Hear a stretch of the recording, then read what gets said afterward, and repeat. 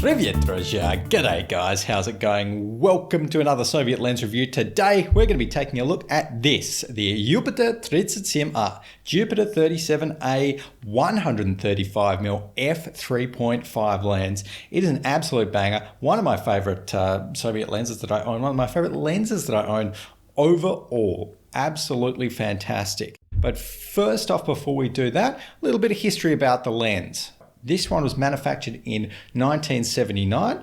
Originally in 1978 was when the first Jupiter was made, and it was made through to the early 2000s. So that should give you a bit of an idea about, just how popular the Jupiter 37A was and how much it's kind of stood the test of time, really, because they haven't changed the optical design in all of those years. My copy here, as you might be able to see, does have a bit of Olympic bling on it. It was a version made for the Moscow Olympics, 60 rubles back in the day. Outside of that, some key features. The Jupiter does have a 12-bladed iris, a clickless iris, and it has an iris preset mechanism as well. So all you have to do to set that is just pull the aperture preset wheel down, turn it, let go, and then the aperture will stop once it reaches that preset. So you can hear it there. Now, outside of that, this version of the Jupiter 37A that I have is not an MC version. So it's not multi-coded, just single-coded. You can tell because there is no red MC anywhere on the lens body there either. Now, it does have a 52mm filter thread, the Jupiter, and you will need it because what the Jupiter comes with is a lens hood that screws into its filter thread.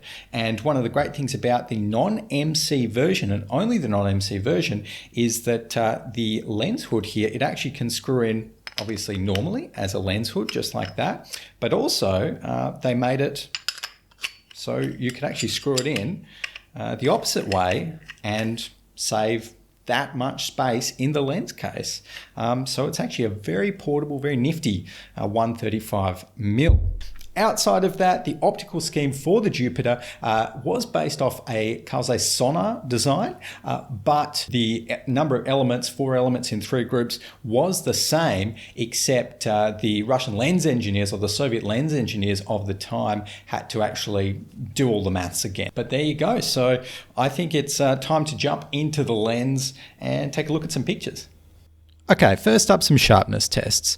So you can see that the Jupiter is pretty sharp right from f3.5 in the center of the frame, and it just gets sharper and sharper as you step it up to f11. At f16 you can see a few effects of diffraction there, but overall very sharp lens. You can see that in the corner of the frame there though at f3.5, not the sharpest. Now what I did is I put those images into a custom script that I wrote that plots a sharpness value, very similar to how modern cameras do focus peaking. And as you can see, f8 to f11 is the sweet spot for the Jupiter 37A. Now the Jupiter doesn't display much axial chromatic aberration, but you will be able to see some fringing, though it is fairly easy to correct in your favorite image editing program.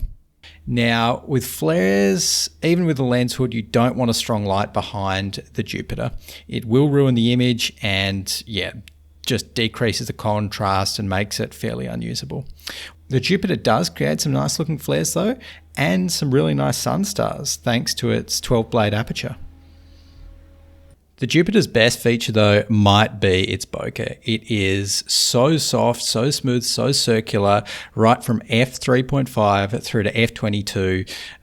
They just render amazingly, and you might get just a few little nice highlight balls here or there, but they're not distracting. And in general, the background of any images that you take with the Jupiter just falls away. And it really goes hand in hand with the way the Jupiter renders colors. It's got a really nice contrast to it without being overbearing in terms of the saturation of the image. It will just give you a fantastic looking image on modern cameras. Now for video, the Jupiter 37A is a great lens as well. You're going to be able to get perfect bokeh right from f3.5 through to f22, as you can see here. And the colors that it creates in video are just super gradable. I've got that kind of nice sort of vintage, slightly neutral look, which is just a pleasure to work with once you get it into post. So there you go, absolutely fantastic lens. I love my Jupiter 37A, wholeheartedly recommend going on eBay or wherever you buy your lenses from. Pick one up, you know, try and find a good copy, try and find the one that looks as clean as possible in the glass, and just pick it up, because it is such a fun, fantastic, cheap lens to play with as well. And you know, this thing, it's still going to be around in another 10, 20, 30, 50 years, as long as you take care of it. These are built like a tank, and just a real pleasure to use. So there we go, guys. Thank you very much for watching. Remember to subscribe, hit the bell button to get notified whenever I post a new video here on Soviet Lens Reviews. Till then, see you next time.